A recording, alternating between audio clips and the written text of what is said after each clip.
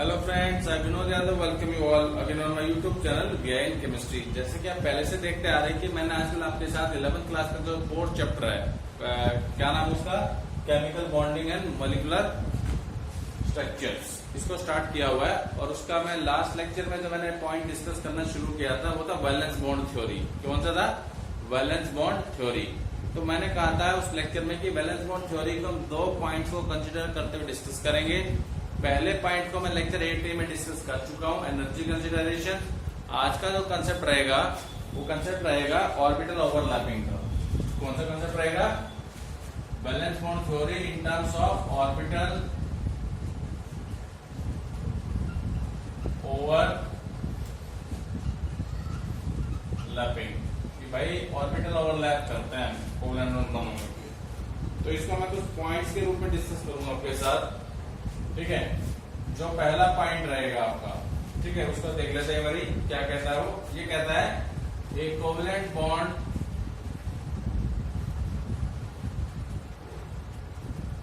Is formed between two atoms. Suppose करो atoms को मैं ए और बी मान लेता हूं और मॉलिक्यूल ए भी बना लेंगे, ठीक है।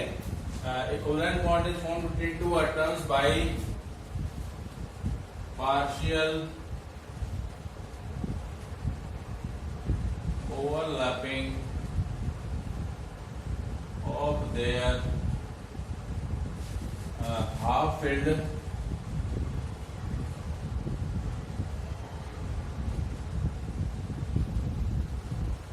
orbitals containing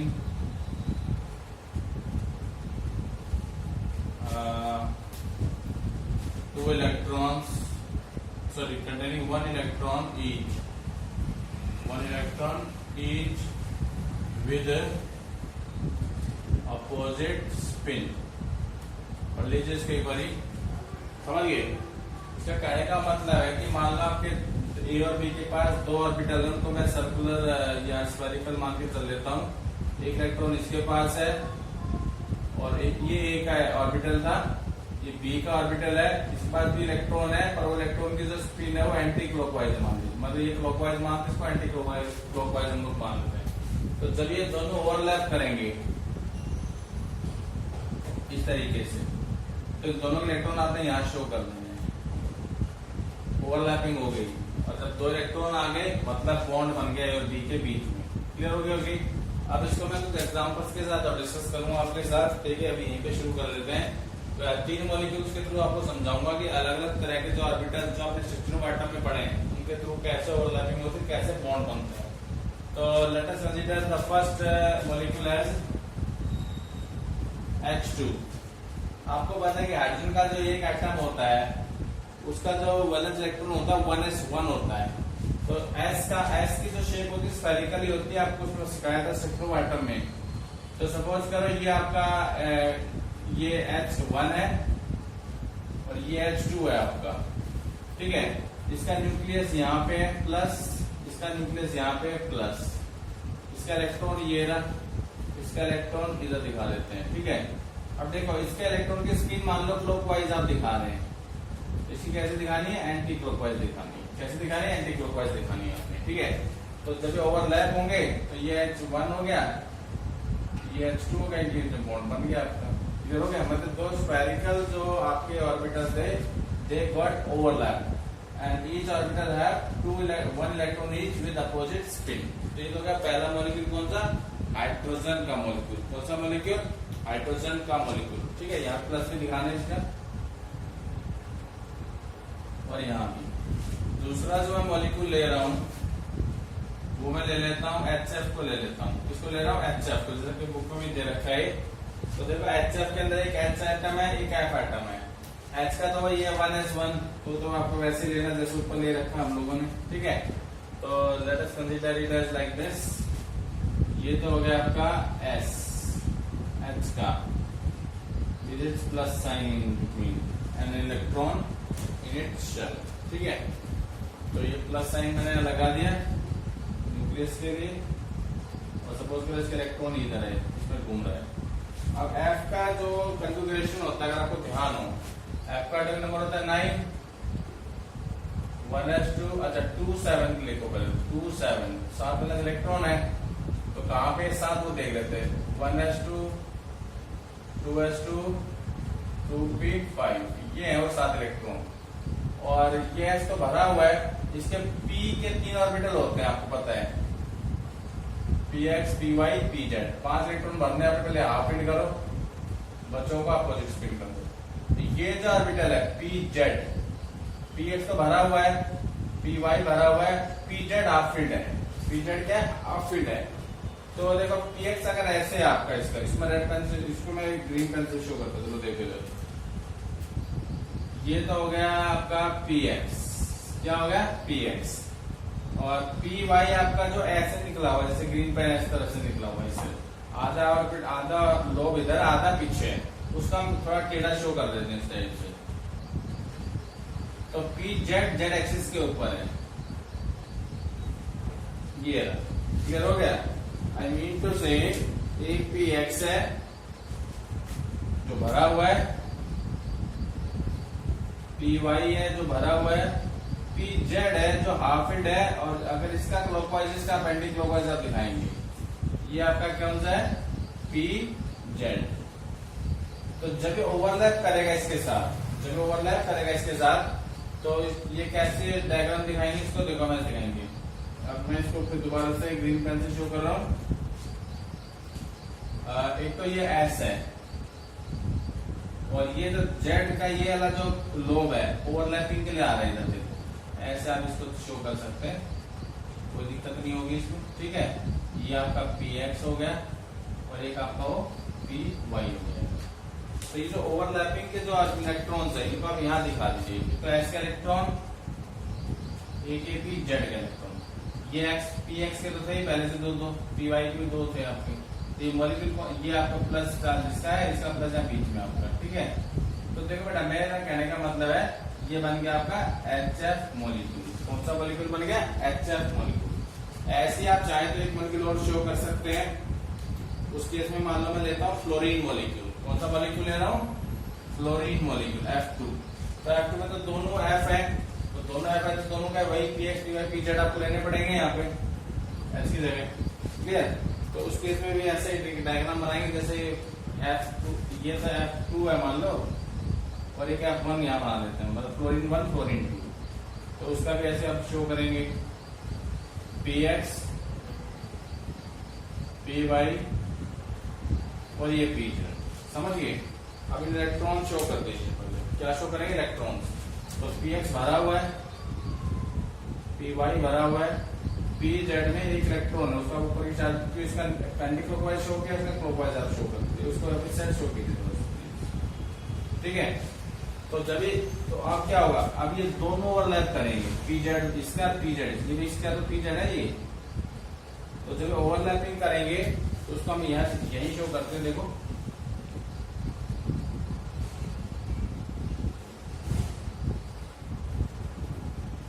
देखो इसको ध्यान से, इलेक्ट्रॉन पहले ही भर दिए गए,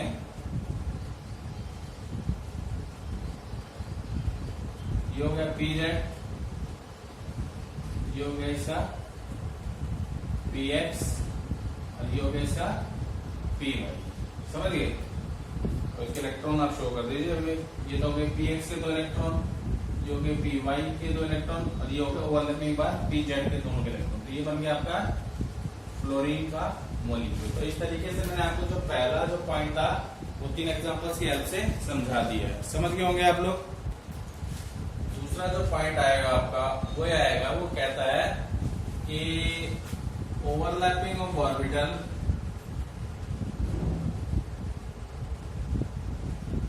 overlapping of orbitals should not be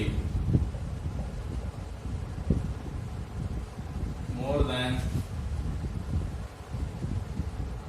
50%।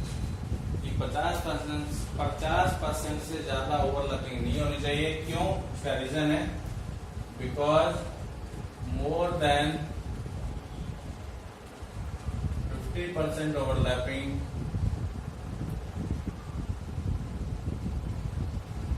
can bring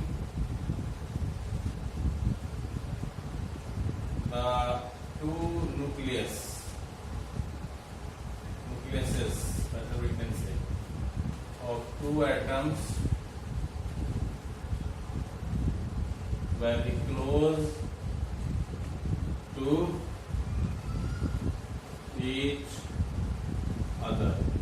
मतलब न्यूक्लियस नजदीक आ जाएंगे तो सेम चार्ज क्या करेगा, एक दूसरे को रिपेल करेगा, resulting into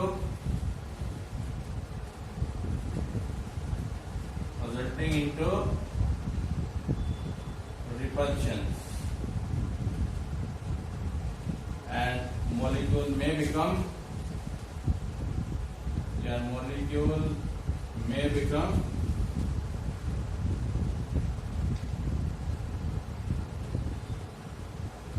unstable.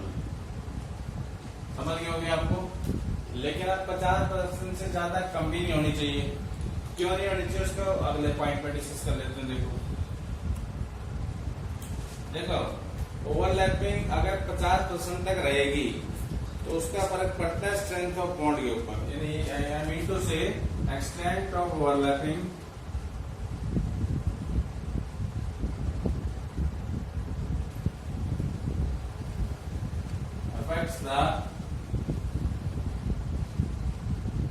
affects the strength of a covalent bond। भाई जितने अधिक ओवरलैपिंग होगी, मतलब लगभग 50% तक अगर ओवरलैपिंग रहेगी तो जो कोवलेंट बॉन्ड बनेगा वो अच्छी स्ट्रेंथ का बनेगा। क्लियर हो गया आपको।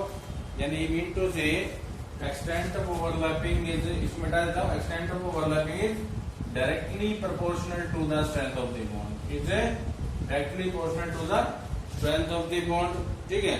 और जब बॉन्ड की स्ट्रेंथ अच्छी होगी तो उसको बॉन्ड एनर्जी भी ज्यादा चाहिए। और you can say extent of overlapping is directly proportional to bond energy. Bond energy क्या होती है इसको मैं एक लेक्चर के बाद डिस्कस करूंगा, कुछ पैरामीटर्स में वहां आपकी बॉन्ड एनर्जी का टर्म आ जाएगी डिटेल में। वैसे फिलहाल समझ लीजिए बॉन्ड एनर्जी वो एनर्जी होती है which is required to break a covalent bond. ठीक है। और एक और होता है बॉन्ड लेंथ भी होता है। उस केस में क्या होता है, extent of overlapping is inversely proportional to bond length. तो ये 2 पॉइंट और हो गए 3। अभी भी 1-2 पॉइंट और रह रहे हैं, उसको डिस्कस करेंगे हम लोग। ठीक है जी। अब देखिए ओवरलैपिंग में किस तरह के ऑर्बिटल इन्वॉल्व हो रहे हैं, किस तरह के ऑर्बिटल इन्वॉल्व हो रहे हैं, तो उससे रिलेटेड अगला पॉइंट आपका ये। ठीक है, उसको समझिए भाई। Overlapping are of 2 types. Overlapping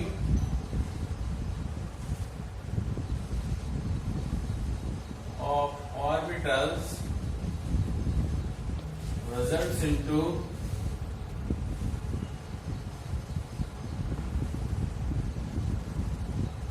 two types of bonds। तो देखो अगर आपने सेकंड चैप्टर को थोड़ा पढ़ा होगा डिटेल में स्ट्रक्चर ऑफ एटम, तो वहां आपको मुख्यतः 2 तरह के और 3 तरह के ऑर्बिटल बताए गए थे। एस ऑर्बिटल, पी ऑर्बिटल और डी ऑर्बिटल भी बताया गया था। ठीक है। पर इस फिलहाल इस टॉपिक को समझाने के लिए मैं 2 ही तरह के ऑर्बिटल आपके सामने ले रख रहा हूँ। एक तो होता है एस ऑर्बिटल। कौन सा ऑर्बिटल होता है? एस, जिसकी शेप कहते हैं स्फेरिकल। और एक पी ऑर्बिटल एक ले लेते हैं, मान लो पी एक्स को ले रहा हूँ, इस टाइप से होता है। ठीक है। तो देखो यहाँ पे एक ही लोब है, स्फेरिकल लोब, और यहाँ 2 लोब है। ठीक है। तो देखो बेटा जी, अगर आपका, तो इसका मेरा कहने का मतलब है ये जो ऑर्बिटल इसके 2 चीजें हैं, हेड भी है और टेल भी मान लेते हैं। इसका जो हेड होता है, क्या होता है? हेड होता है। ठीक है। तो देखो 2 तरह के बॉन्ड भी होते हैं। अगर आपने लुईस स्ट्रक्चर पढ़े होंगे, जैसे मैं 3 मॉलिक्यूल ले रहा हूं आपके लिए। एक तो मैं हाइड्रोजन आयन मॉलिक्यूल को लेता हूं, H single bond H, O को ले लेते हैं, O double bond O। Single bond जहां भी होता है सिग्मा बॉन्ड, और जब डबल बॉन्ड होता है एक बनता है सिग्मा बॉन्ड, एक बनता है पाई बॉन्ड। तो सिग्मा बॉन्ड कैसे बनता है? सिग्मा बॉन्ड बनता है आपका जब ऑर्बिटल्स के बीच में हेड ओवरलैपिंग होती है। हेड पाई बॉन्ड कब आता है? जब आपका ये जो आपका जो दो लोब्स हैं हेटेरोटेलियस दोनों कंबाइन होते हैं, जब दोनों के दोनों कंबाइन होते हैं, आप कहते हो पाई बॉन्ड कब बनता है? जब पैरेलल ओवरलैपिंग होती है। कौन सी ओवरलैपिंग होती है? जब पैरेलल ओवरलैपिंग होती है ऑर्बिटल्स की, उस केस में जो बॉन्ड बनता है वो आपका पाई बॉन्ड बनता है। इन दोनों का मैं अगला लेक्चर डिस्कस करूंगा, स्पेशली सिग्मा और पाई बॉन्ड्स के ऊपर, तो आपको वहां पे थोड़ा ध्यान रखना है, ठीक है जी। दूसरी बात, एक लास्ट पॉइंट और है, उसको डिस्कस करेंगे। देखिए लास्ट जो पॉइंट है ऑर्बिटल ओवरलैपिंग का, वो थोड़ा सा आपको समझना पड़ेगा। वो रिलेटेड है कि जो ऑर्बिटल ओवरलैप करते हैं उनके साइन सेम होने चाहिए, उनके साइन सेम होने चाहिए। अब साइन से मतलब क्या है वो समझ लीजिए। उससे पहले ना ऑर्बिटल को मतलब पहले पॉइंट लिख देता हूं। The overlapping orbitals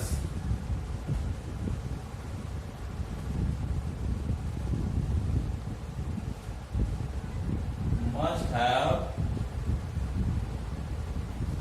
same signs। अब बोला भाई साइन वाली बात कहां से आ गई? तो देखो साइन की बात ऐसा आई है कि ऑर्बिटल को ये लोग वेव मान के चल रहे हैं। क्या मान के चल रहे हैं? वेव, समझिए। तो मैं वेव एक बनाता हूं, मान लीजिए ये इसका पॉइंट ऑफ डायरेक्शन प्रोपेगेशन है, इस तरह को वेव चल रही है। तो जो वेव चलती है तो आप सबने महसूस भी क्योंकि फिजिक्स वगैरह में पढ़े होंगे। वेव को मालूम है, ऐसे शो कर देता हूं इस टाइप से। तो मान लीजिए ऊपर डायरेक्शन ऑफ प्रोपेगेशन के ऊपर जो है ट्रफ कह सकते हैं, तो प्लस मान लीजिए आप, और नीचे वाला क्या मान लीजिए माइनस। यदि प्लस से प्लस मिलना चाहिए और माइनस से माइनस मिलने चाहिए, तब तो कोवलेंट बॉन्ड बनेगा। अगर कोवलेंट बॉन्ड प्रॉपरली बनाना है तो आई मीन टू से कि प्लस साइन से प्लस साइन मैच करना चाहिए और माइनस साइन से माइनस साइन मैच करना चाहिए। तो यहाँ पे अब कौन कौन सी ओवरलैपिंग पॉसिबल्स हैं, कौन कौन सी पॉसिबल नहीं है, उसको मैं कुछ एप्रोप्रिएट साइंस का यूज करूंगा, wave function for atomic orbitals. तो कौन कौन सी पॉसिबल है उनको आप समझेंगे, ठीक है। तो देखो जो वेरियस ऑर्बिटल्स ओवरलैप हो सकते हैं, आप पॉजिटिव ओवरलैपिंग शो करेंगे, वो कौन कौन से हो सकते हैं उन्हें देखिए। अगर एस का साइन प्लस है और पी जेड का प्लस है, तब तो बॉन्ड बना लेगा, ठीक है। ऐसे पी जेड भी जेड एक्सिस के ऊपर मीट कर रहे हैं, प्लस प्लस मीट कर रहे हैं, हो जाए, कोई दिक्कत नहीं है। ऐसी पी एक्स पाई बॉन्ड कब बनाएंगे? जब प्लस से प्लस मैच करेगा, माइनस से माइनस मैच करेगा। और पी वाई भी कब बनाएंगे? जब पी वाई का प्लस दूसरे पी वाई के प्लस के साथ, या पी वाई का माइनस दूसरे के माइनस के साथ।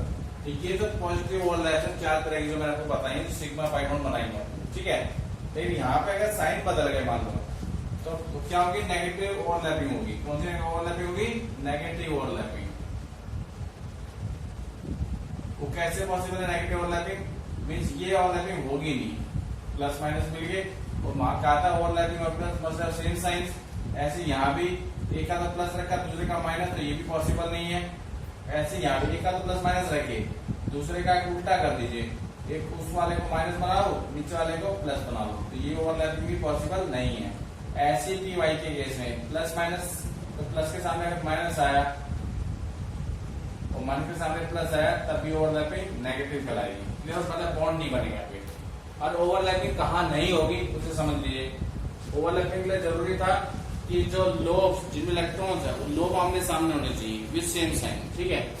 जीरो ओवरलैपिंग कब होगी? इसके लिए देखो मैं जेड एक्सिस मान के चल रहा हूँ। क्या मान के चल रहा हूँ? Z axis. तो दो केसेस बताए। अगर पी एक्स के सामने एस ऑर्बिटल आ रहा है, पी एक्स के सामने एस ऑर्बिटल आ रहा है, जैसा कि आपको यहाँ दिखाया था, जब एस के सामने पी जेड आया था, तो पी जेड का एक लोब आया था प्लस साइन के साथ, तब वो बॉन्ड बन पा रहा था। यहाँ पे एस के सामने कोई लोब आ नहीं रहा, तो इस वजह से ओवरलैपिंग होगी नहीं, आपकी जीरो ओवरलैपिंग होगी। या पी एक्स और पी वाई में भी ओवरलैपिंग नहीं हो सकती। क्यों नहीं हो सकती? इसका रीजन स्पष्ट है। भाई पी एक्स तो सीधा आपका, और पी वाई जी का बना ऐसे दिया, पर होता तो ऐसे है ना।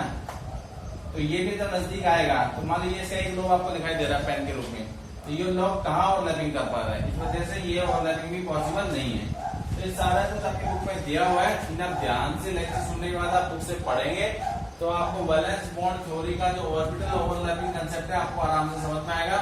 अगला जो लेक्चर होगा 9th लेक्चर, उसमें मैं आपके साथ डिस्कस करूंगा different type of bonds which are formed between molecules, between atoms of the molecule, the sigma and pi bond. वो इस लेक्चर के बाद आपका होगा। अगर आपको ये लेक्चर सही लगा, अच्छा लगा, इसे लाइक कीजिएगा, शेयर कीजिएगा, and please subscribe my channel. Thank you very much.